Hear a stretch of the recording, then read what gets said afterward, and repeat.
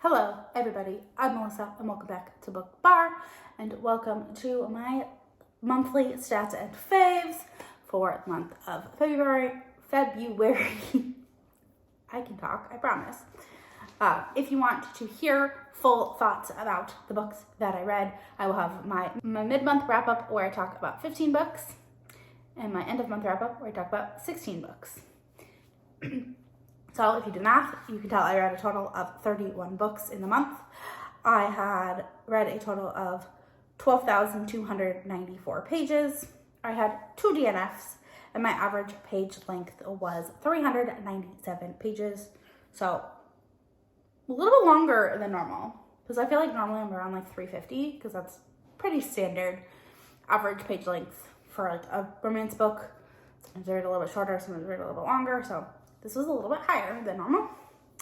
I had 12 5-star reads, 9 4.5-star reads, 8 4 stars, 1 3-star, and 1 book that I did not rate. My average star rating was 4.39 stars, which is fantastic. I read 12 physical books, 6 ebooks, 8 audiobooks were listened to, and 5 were a mixture of listening and reading, or listening while reading along. Either way, I read 21 books that had representation of some form, and 9 books had author representation of some form. I read 8 new releases, 10 books published in 2023, 8 books published between 2020 and 2022, and 5 books published between 2010 and 2019. I had 9 library audiobooks that I listened to, which is more a book, but one of them. I guess because the mixture, that's right. I count the audiobook over. So 9 audiobooks that I listened to, 1 library ebook that I borrowed, 2 were owned audiobooks of mine, 1 was an owned ebook of mine, 1 was KU Read and Listen. I will have it up here as Audible Plus just because I don't put that in. It's similar. 4 were from KU, 1 ARC ebook, and 12 physical books, like I said before. I had 23 indie or self-published books and only 8 traditionally published books. I read 1 ARC. I had 2 rereads, 4 books made me cry, and 11 were new to me authors. I read 5 contemporary romances, 2 historical romances, 5 fantasy romances, 1 dark romance, 1 holiday novella romance, 11 sports romances, 3 small town romances, 1 thriller, 1 nonfiction, and 1 manga. And now to the top 5. I do have honorable mentions. I have a whole series, the Wraith King series. I loved this series so much. I will have my blog linked above.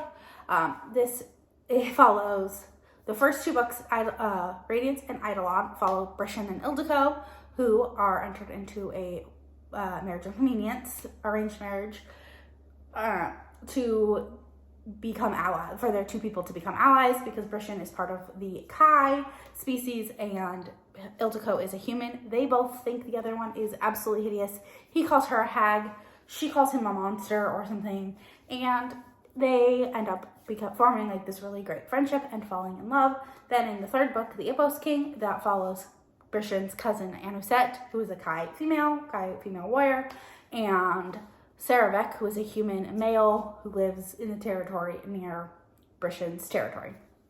And they have the banter that everyone loves.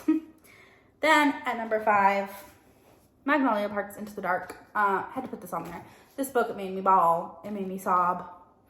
This is the 3rd book in Magnolia and BJ's story, and it is the 5th book overall in the Magnolia Parks universe. I adored this. I binged it. I read it in like 2 days.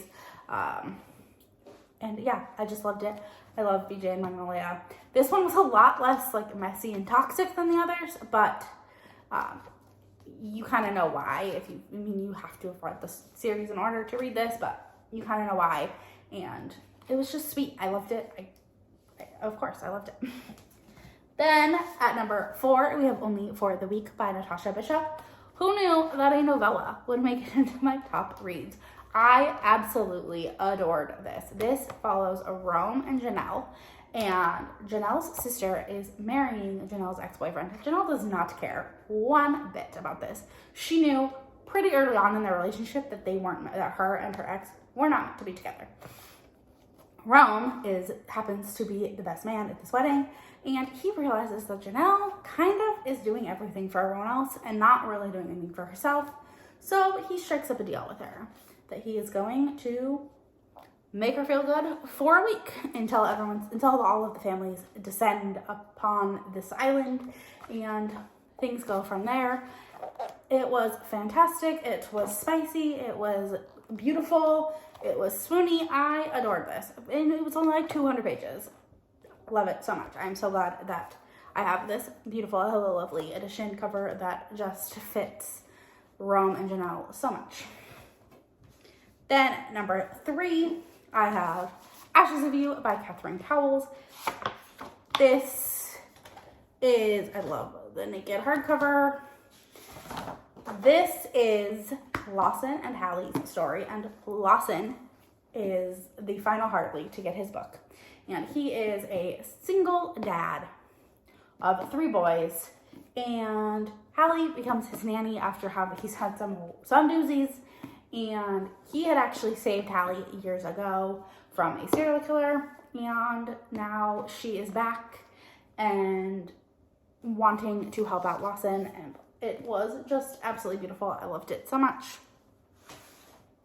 Then at number 2, Redeeming Six by Chloe Walsh. This is the 4th book in the Boys of Tillman series, the 2nd book in Joey and Eva's story, and I laughed, I cried, I wanted to throw my book across the room, I cried again, I laughed, I cried,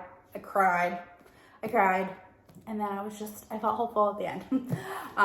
I love this. I can't say much about it because it is directly continuing from where Saving Six left off, but you learn so much so much more throughout this one, and I loved it so much. Then at number 1, no surprise to anyone, House of Flame and Shadow by Sarah J. Maas. I read this in a very short amount of time. I have an entire vlog dedicated just to this book.